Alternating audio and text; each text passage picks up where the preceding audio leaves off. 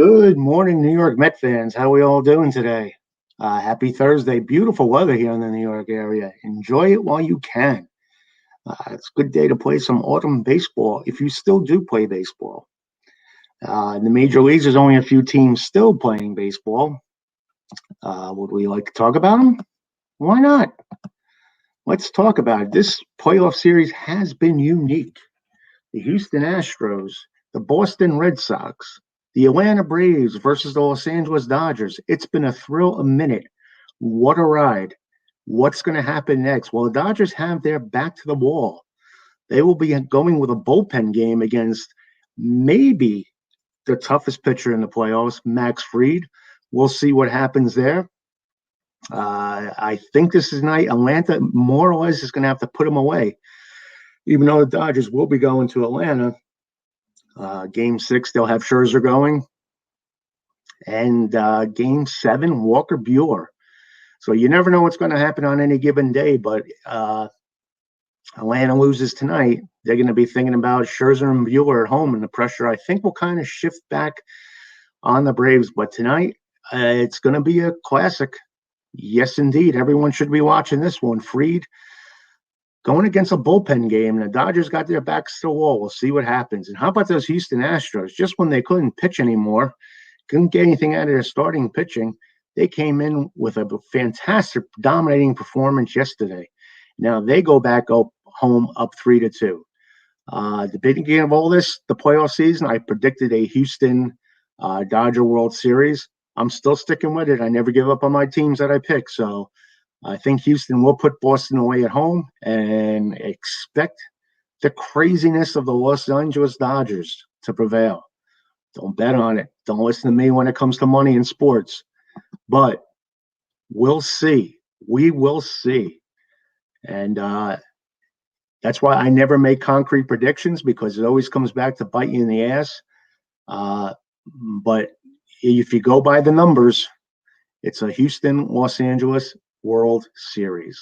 And never say never. That being said, never say never on the health of Carlos Carrasco. Maybe it was his injuries all this time that was curtailing his performance during the course of the year. Well, it was announced yesterday that he underwent right elbow surgery. So maybe this is what we need. We need a healthy Carlos Carrasco coming into the 2022 campaign. And it was a difficult year. And it looks like it was a physical issue beyond the torn right hamstring that cost him much of the season, because he underwent surgery yesterday to remove a bone fragment from his right elbow, the team announced Wednesday. The surgery was performed by Mets medical director, Dr. David Auchek, who is really earning his pay the last few years. They're working him hard. And it was performed at the Hospital for Special Surgery in Manhattan. The expectation is Carrasco will resume baseball activities this winter and be ready for spring training. So that is good news. If we have the Carlos Carrasco that pitched before he came to the Mets, we'll be fine. Now, the other thing we need to do is probably get inside his head and make sure he can pitch a good first inning, because the first inning was a house of horrors for Carlos Carrasco.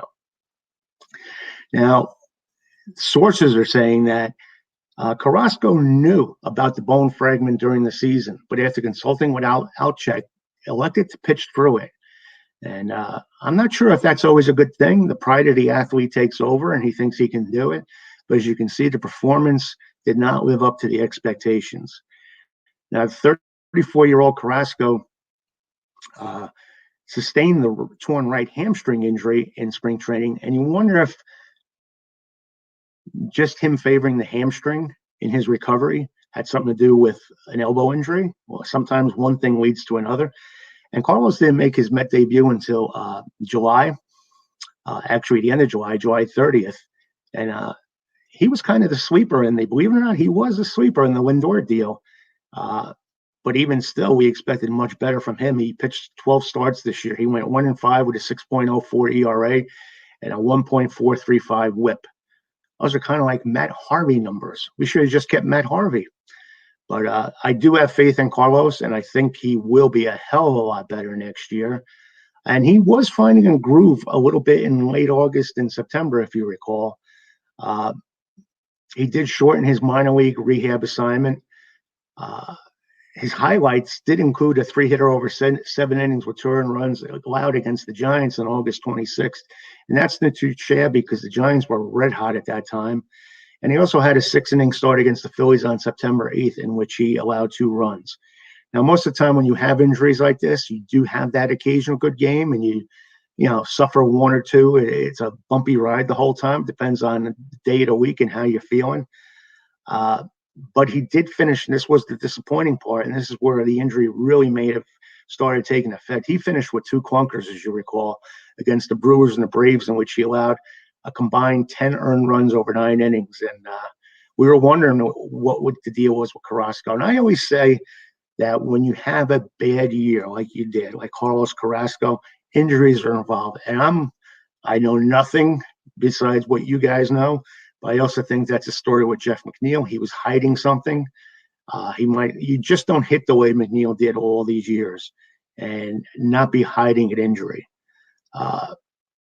Even Michael Conforto, when he was in that slump for 3 or 4 months, I'm sure he had ailments too, because when you're a natural hitter like that, there's usually more to the picture than meets the eye. But on the team side, you just don't want these injuries to become a lingering concern and be repetitive over the years. So like I said, it looks like the issue is fixed with Carrasco, and we'll see what will happen there.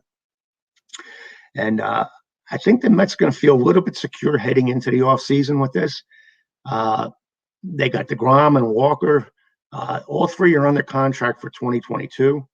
I think next year's Walker's pardon upon walk year. And I think DeGrom is probably locked in for 2 more years. I'm not sure the details. And then you also have Tyler McGill and David Peterson, who are under control as pre-arbitration eligible players.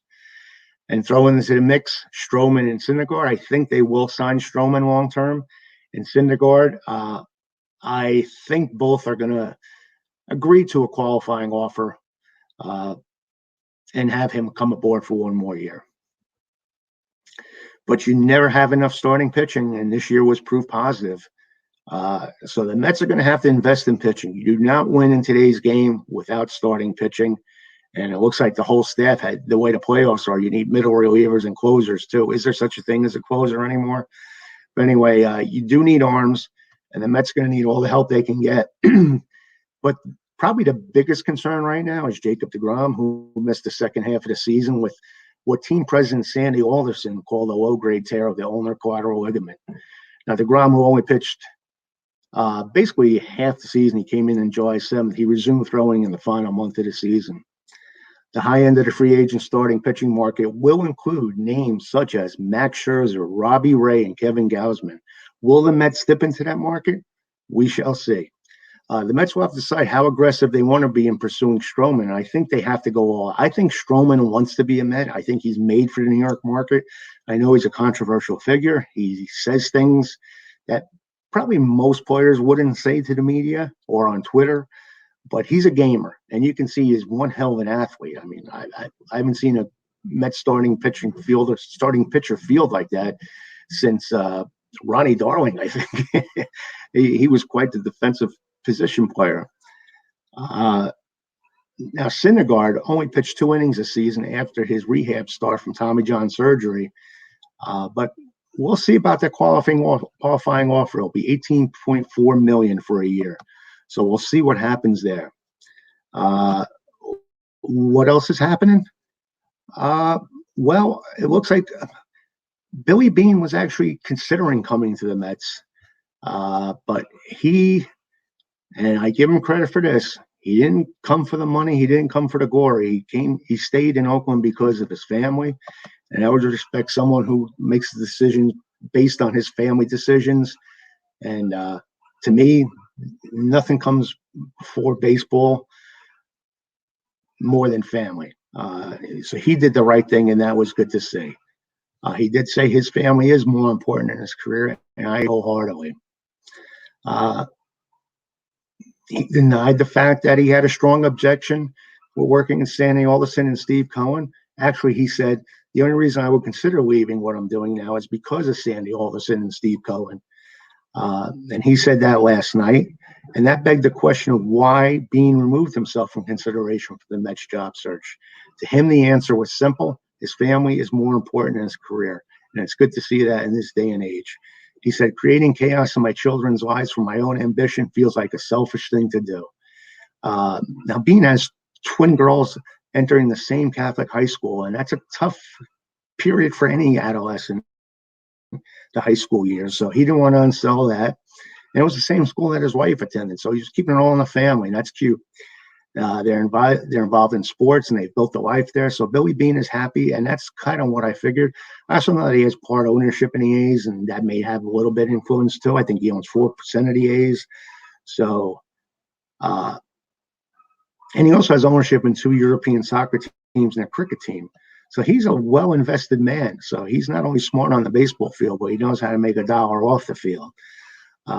Beane has no patience for a narrative that young executives are reluctant to work with Alderson and Cohen. He says he sees the job as a tremendous opportunity to work with a passionate, well-resourced owner while being mentored by the executive who made his career. And let's not forget, if it probably wasn't for Sandy Alderson, there would be no Billy Beane. Because Billy Beane succeeded Alderson as GM in 1997, and the rest is history. And Brad Pitt is glad it is history because there would have been no Moneyball without Billy Beane and Sandy Alderson. And the low-budget success of the A's made Beane seem like a genius. He was able to tear teams down and just build them up again right away. They never went to the big dance, but they're always competitive most every year. Again, it's tough to do when you don't have a payroll. But Billy Beane would have had the payroll with the Mets, so we'll see what happens there. But Beane going on to a longer stay with the A's by saying he won't come to the Mets is a good thing. And I think bigger days are ahead for the A's. I think they'll either A, get the big ballpark in Oakland, or B, move to Vegas. We shall see. But again, Beane was a little irritated by the speculation that he wouldn't want to work under Alderson again, and adamant that a career-making chance awaits whoever the Mets hire. And I agree. He even went on to say it's an amazing opportunity for a young executive. You get to work with one of the smartest executives of all time. I had that opportunity, and I've been very happy with the way my career has gone. I'm glad that he actually spoke up because the Mets were getting a lot of backlash. I was one of them. I'm wondering, okay, why does no one want to come here? But Billy Beane actually said he would have, and that's a good thing to see. So not all is bad in Met world when it comes to that. What else is happening? Well, you guys have been getting a kick out of the recap of the 73 Mets. I ran a few games now from the 73 series against the Reds. And now, well, today's the anniversary that the A's actually won the World Series. But how about we talk about what everyone was expecting going into the 1973 World Series? You ready? Grab a cup of Joe and let's go. Now, the Mets' improbable climb from last to first in the final month led them to a big win over the Cincinnati Reds. And the Reds were not to be taken lightly. They were the big red machine, and they had the best record in baseball. So what the Mets did from being a last-place team in mid-August to beating the best team in baseball in October says a lot of how hot they got, and timing is everything. And that shows you in playoffs, anything can happen. But now they had to go against the reigning world champion Oakland A's. Now, we all know the Mets 73 team was mostly about pitching. They were led that year by Cy Young Award winner Tom Seaver, who was 19-10, and the league leader in ERA in 2.08, and strikeouts 251, and the league leader in complete games in 18. Tom was on fire that year. He had one of his best years, and he won 3 Cy Young Awards total in his career and would strike out a record 200-plus batters for 8 straight seasons. He led the league in that category 5 times, wins 4 times, and ERA 3 times. The all-time Mets left-hander, Jerry Koosman, was second to Seaver on the staff. Koos had a great year, just a tough-luck pitcher. He had the Grom-like year. He was 14-15, but don't let that fool you. He had a 2.84 ERA with 12 complete games, 3 shutouts, and 156 strikeouts. Now, as always, as all the diehard Met fans know, Koosman's career was overshadowed by Seaver's, but Koos would be in the league top 10 in strikeouts 8 times, ERA 6 times, and wins 4 times. In the postseason, he was 4-0 with 31 strikeouts in 40 innings with a 3.79 ERA. He was a clutch pitcher without a doubt. And in 1972 Rookie of the Year, John Matlack was the latest Mets superstar pitcher. I loved watching Matlack, and he even had tough luck. He lost 16 games. He did win 14, but he had a 3.20 ERA, 14 complete games, 3 shutouts, and his 205 strikeouts were third in the National League deceiver.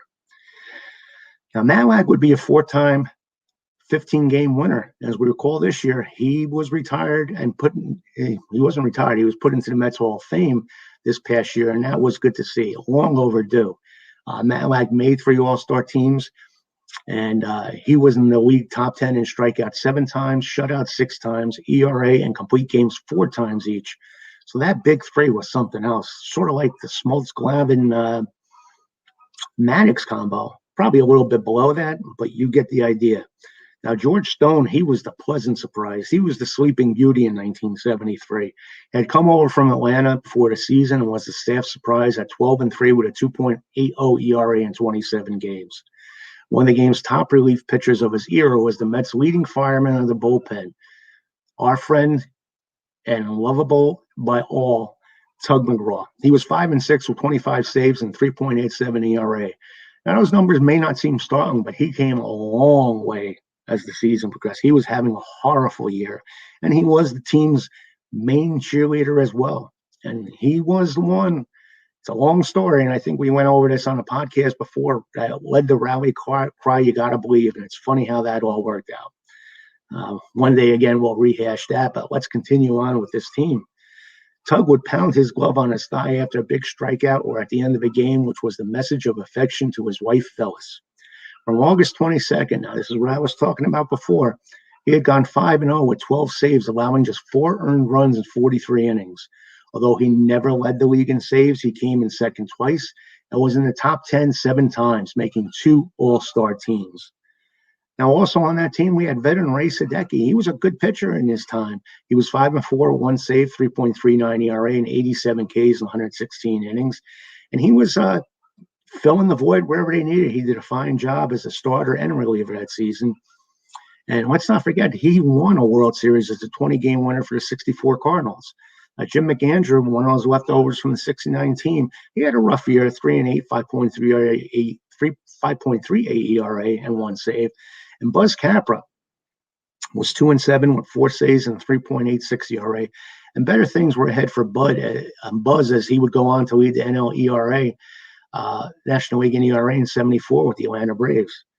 Now, the Met offense certainly was not big by any means. The story always remains the same except for a few bright spots in Met history.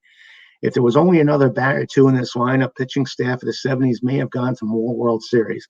And that's just not hyperbole. I actually do believe that. They had nobody in the middle lineup. Rusty Staub was the main run producer. He led the team with 76 RBIs, 36 doubles, 74 walks, and a .361 on-base percentage. Now, he had 15 homers with a .279 average and 77 runs scored. Staub was a 6-time All-Star who had a career of 2,716 hits and became one of the game's best pinch hitters later in his career. Now, young slugger John Milner hit a team-best 23 homers, 72 RBIs, 12 doubles, .239 average, 69 walks, and a .329 on-base percentage. Wayne Garrett hit a career-high 16 homers, 20 doubles, 58 RBIs, .256 batting average, 348 OBP, and 76 runs scored. And how about Felix Millan? What a great second baseman he was. Very underrated. He led the team in hits, batted .290, 23 doubles, and 82 runs scored. Millan, a 3-time All-Star, was one of the best defensive second basemen of his time, a 2-time Gold Glove winner, and was in the league among the league leaders in fielding 5 times. Millan was the toughest man in the league to strike out 4 times in his career, including 1973. So he choked up and he made sure he made contact. Now, Cleon Jones, what a stretch run he had in September that year. He had 11 homers, 13 doubles, 48 RBIs, .260 average in 92 games. And like I said, he was red hot during the stretch. And he was the Met outfielder for 12 seasons, batting over .293 times. And even though they weren't great offensively, these guys were the glue of the club. Bud Harrelson and Jerry Grote, they were outstanding defensively. If not the best, one of the best at their positions year in, year out. Grote had 1 homer, 10 doubles, 32 RBIs, and .256 average in 84 games and one of the game's top defensive catchers, I should say, and played a major role in the success of the Met pitchers. And the Met pitchers swore by him and Rube Walker, the pitching coach. And they were a lot of help to that staff, and a lot of credit is given to them too, also for the great pitching the Mets had.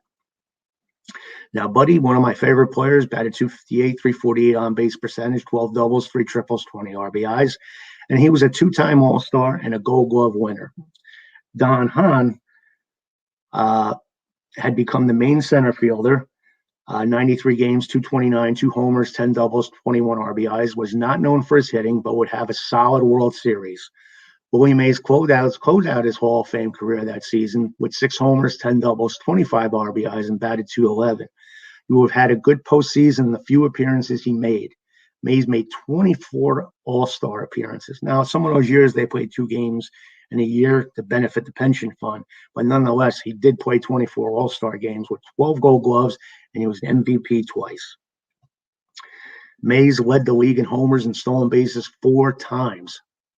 He led the league in slugging 5 times, triples 3 times, and runs scored twice. He won a batting title, finished runner-up 3 times, and led the league in hits once. A lifetime .302 hitter with 328 hits, 12th all-time, and a .557 slugging percentage, 20th all-time. Now look at these career numbers for the Say Hey kid. He hit 660 homers, 4th all-time, 523 doubles, 42nd all-time, 140 triples, 64th all-time, 2,062 runs scored, 7th all-time, 1,464 walks, 21st all-time, 338 stolen bases, 118th all-time, and 1,903 RBIs, 11th all-time. I hope you kids out there are writing all these numbers down because you're going to be quizzed later on each and every one of these categories. Now, the Mets bench included Ed Kranepool, batted .239 with 12 doubles, 1 homer, and 35 RBIs. He played 100 games in the outfield and at first base. Steady Eddie is one of the best all-time pinch hitters and all-time Met leaders in games played, and a fan favorite. He goes back to the original '62 Mets, and everybody loved the Crane. The club's 2 pinch hitters behind Kranepool were veteran Kenny Boswell, who was a member of that '69 amazing team, and Jim Beecham, who batted .279 with 14 RBIs that year. Also on the bench were backup catchers Duffy Dyer and Ron Hodges, infielder Teddy Martinez, and outfielder George Historic Theodore, a fan favorite. Now we have to give time and due to the Oakland A's. The A's were a star-studded, flamboyant bunch of players who changed the look of Major League Baseball. They were known as the Swinging A's and were baseball's most raucous bunch. The A's had long hair, sported mustaches and beards. Sometimes that was not done in baseball since the late 1800s. I think Reggie was the first one to actually grow a mustache. And this all came about because Reggie arrived in spring training 1972 with a beard, and he opened the doors to all this mustache madness that became the Oakland A's. And even owner Charlie Finley would soon pay his players $200 each if they grew facial hair for a Father's Day mustache promotion. Show me $200, even I'll grow a mustache. And that was 1973 money. So the team's owner, the eccentric Charles O. Finley, had moved the franchise from Kansas City to the Bay Area in 1968. He had his team wear green jerseys, alternated with bright yellow jerseys that had Big A's logo on their left breast. On Sundays, the team wore traditional white uniforms with white and gold trim. And I remember those A's uniforms. They were hip. You know, all those color combinations, that more than anything made me an A's fan. I bought an A's t-shirt with the logo. Well, I did it. My parents did. And an A's batting helmet. I think at that time, they were probably my second favorite team in baseball until they played the Mets in '73. Just due to the fact they were so colorful. They didn't draw flies out in Oakland, but they were colorful. And like I said, he introduced ball girls to the foul balls, to retrieve foul balls and timeout Boston foul territory. And one of the first was Debbie Jane Sevier. Get out your trivia books and write this one down. Who saved her money and began to sell cookies.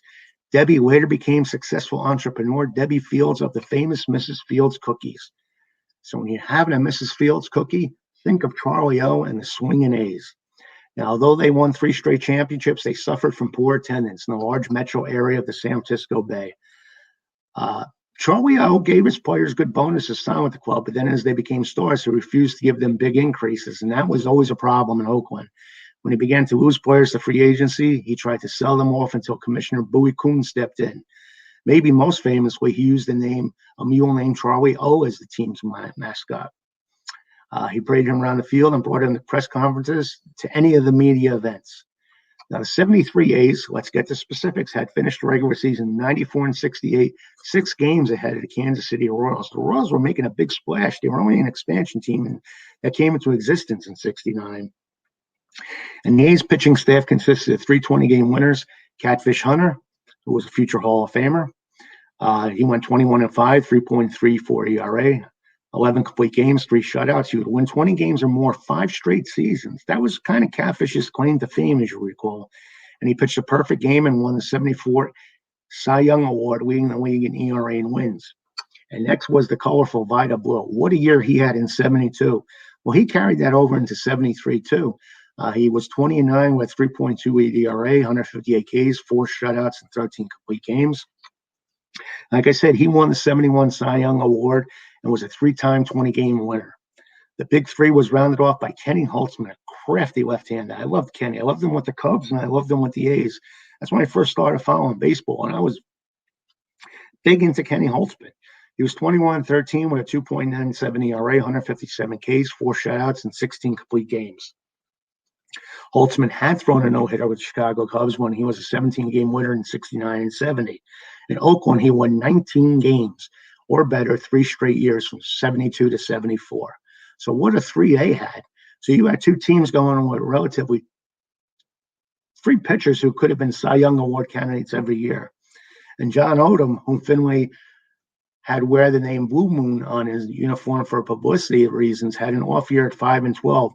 But he himself was a 3-time 15-game winner. Odom was a quick runner at times, was used as a pinch hitting role. Now, the A's bullpen was legendary. I'm not going to say they kind of reinvented the bullpen game, but they were one of the first teams that really utilized the bullpen to the max. And they had one of the game's best relievers, Hall of Famer Raleigh Fingers, who, believe it or not, pitched 126 innings. That's unheard of these days. Starting pitchers don't even pitch 126 innings. Well, he went 7-8 with 22 saves and a 1.92 ERA. Now, hats off to Raleigh, because in his career, he would save 341 games, 910th all time, which was the most at the time of his retirement. He won a Cy Young and MVP award and led the league in saves 3 times. Fingers adopted his trademark handlebar mustache prior to the 72 season. And also out of the bullpen, it wasn't too shabby at all. We had Darrell Knowles, a very accomplished reliever at 6-8, 9 saves, 3.9 ERA. Horatio Pena, 6-3, 8 saves, 2.76. And Paul Lindblad, 1-5, 3 saves, 3.67 ERA. Now, all that pitching, the A's had an even more powerful offense. Although no one hit over 300 except Jesus Salou came over in August with a 306 average. But did they need to? Because they had the pitching. But they were still loaded. They were the perfect example of how each individual contributed to a team effort. Hall of Famer, Reggie Jackson. He was the 73 AL MVP, by the way. He had 32 homers, 117 RBIs, 22 steals, and a 293 batting average. And he would lead the AL in homers 4 times. And Mr. October, as the kids used to like to call him, would play on 5 World Series championship teams in the 1970s. And who was the captain of that A's team? Well, it was none other than Sal Bando. And he had a great year, 29 homers, 32 doubles, 98 RBIs, and a 287 batting average. And he was one of the top RBI men in the league during that era, making the league's top 5 4 times.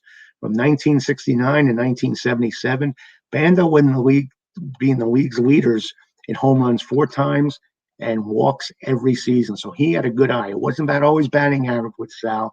He had a good eye and got on base quite often. And remember 72 when Gene Tennis blossomed in the World Series. He was the World Series MVP that year.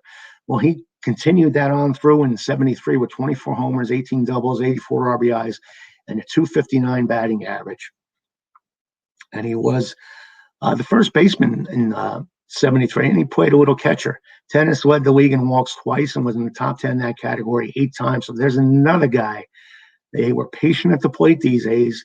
He had a good eye. And he was in the league's top 10 in on-base percentage 6 times and homers 4 times. So even though he didn't have a high batting average, Gene Tennis was getting on base. So you sabermetric fans over there, I know you love Sal Bando and Gene Tennis. And how about Joe Rudy? He was one of the best defensive outfielders of his era. He had 12 homers, I should say, 25 doubles, 66 RBIs, and a 270 batting average. Rudy hit over 300 twice and led the league in hits, doubles, and triples, 1 time each. So he was an accomplished player defensively and offensively. And Derek Johnson, a veteran who could always hit for power, he had 20 homers, 81 RBIs, and a 246 batting average.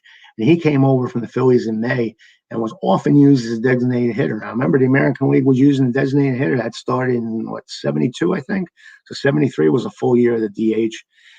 And catcher Ray Frosty, and who just passed away, great Oakland A ambassador, great announcer, and he was a fine defensive backstop, and he hit 256 and 73. Now, another thing that the A's were known for was speed. It was a major part of the A's offensive attack. And they were the kings. They had speedsters at top of the lineup. Billy North led off, and he was the 73 AL stolen base leader. He had 53 steals, and he batted .285. And, of course, the spark plug for the A's was 6-time AL stolen base champion Bert Campaneris. And he was one of the best leadoff men in the game. And he would bat second a lot of times with Billy North in the lineup. And he also made 6 All-Star appearances and led the league in triples and at-bats. Alan Lewis, the Panamanian Express. Now, this is before Herb Washington. He played 35 games in the regular season, never had an at-bat. He was solely used as a pinch runner, and he had 7 steals. In his 6-year career, he was primarily using that role and just scored a run, and had just scored a run in the 73 ALCS versus Baltimore. On the bench, they had Jesus Alou, 306 batting average, 108 at-bats, always clutch. So they had some good guys coming off the bench. Angel McGuire, 224. Vic Davalillo. All these guys were great utility players, as well as Ted Kubiak, Mike Andrews, and Manny Trio. So the A's had players who fit every role well. Now, the A's would also have to play the World Series without their top base stealer, as Billy North got injured at the end of the season and was finished for the year. Future episodes, we'll go into that World Series. That's a little preview in case you weren't around back then as to what was happening. So cool stuff indeed, I think you'll admit. What else happened on that day? In 1973, talking about that World Series, well, I'm going to cut right to the chase. The hometown A's captured their 2nd consecutive World Championship, defeating the Mets 5-2 when Darrell Knowles, coming out of bullpen with 2 outs and 2 out in the 9th, gets Wayne Garrett to pop out. Yes, unfortunately, that was 48 years ago today, and I was heartbroken. 31-year-old southpaw reliever hurls a 6.1 World Series Classic innings without giving up an earned run to recording 2 saves as the first pitcher to appear in all 7 games of a World Series. So Darrell Knowles could do it all. Let's fast forward to 2000. The news isn't much better, my friends, and I apologize.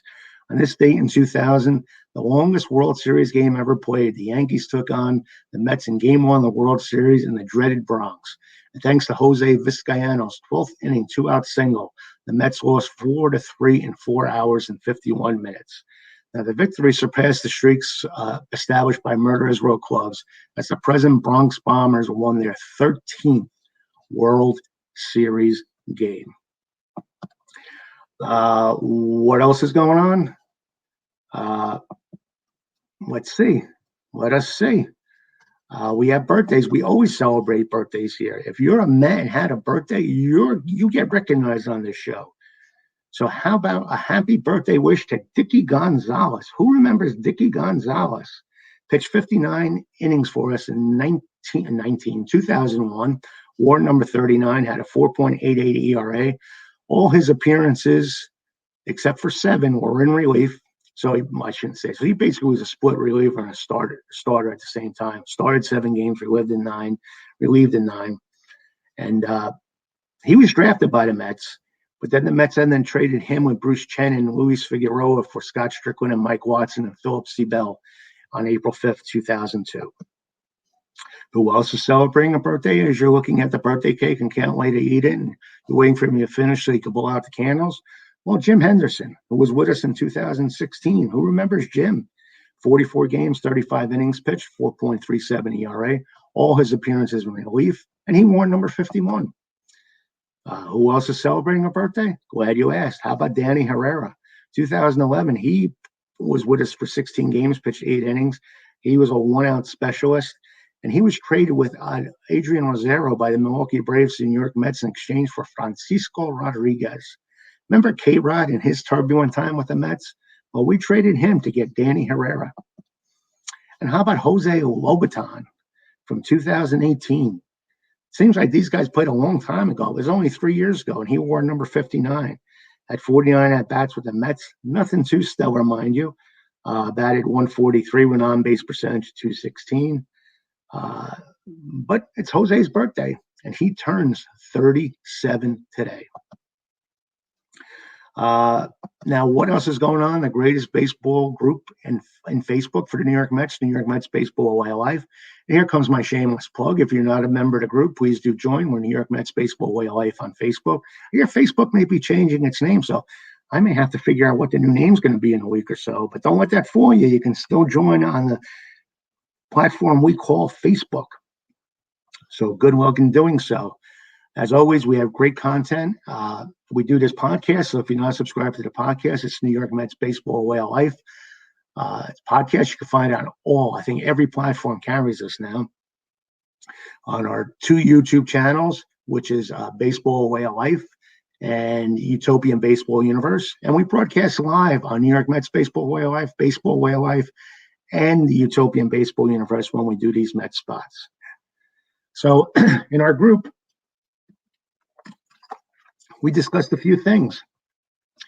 We kind of brought out what the greatness of Francisco Lindor really is. People don't realize how good he really is, but there's only 3 shortstops in Major League history who have recorded the following numbers in their first 7 big league seasons: 1,000 hits, 150 home runs, and a baseball WAR of 30 or better. Who are those cats? Ernie Banks, Cal Ripken Jr., and Francisco Lindor. Amazing. Oh, and then we also gave tribute to the 1986 Mets, who, after losing the first 2 World Series games at home on this date in 1986, beat the Red Sox at Fenway 7-1. Lenny Dykstra's first inning home run marks the 3rd time in history in which a Met leadoff hitter has homered in the initial inning of Game 3 of the Fall Classic. Isn't that ironic? Agee did it in 69, Garrett did it in 73, and they all did it in the first frame of the World Series. Our question of the day is, with the Mets having difficulty signing director of baseball operations, we asked, why is it that difficult for the Mets to hire a prominent official to fill that capacity? Daniel Murphy said, might not be able to handle one of the top baseball markets. Ciro Grassi said they should stop looking for big names, go for unknown talent. And I think that's the approach they're going to do. And David J. Rubin says he wants to discuss this particular topic. And folks, David J. Rubin will be on tomorrow's broadcast, 11:30 Eastern, 8:30 Central. He'll be our first guest on New York Mets Baseball Way of Life. And I'm sure he'll have a lot to talk about. Dan Weiner came and said, like him or not, Jeff Luhnow may be the guy. Beltran as his manager. If no one else wants it, you can bet Luhnow does. He's getting no credit for the Astros now. And look at them. And by the way, he'll come cheap. And that is an interesting thing. Jeff Luhnow did build the winner the right way in Houston, so we have to consider him definitely. And how about Brett Beatty? He's ripping up the Arizona Fall League, and he was the Fall League Hitter of the Week. And I can't wait to see him in the Met uniform. Fantastic. Fantastic news coming from the Arizona Fall League. And we did a poll. Which type of director of baseball operations should the Mets sign?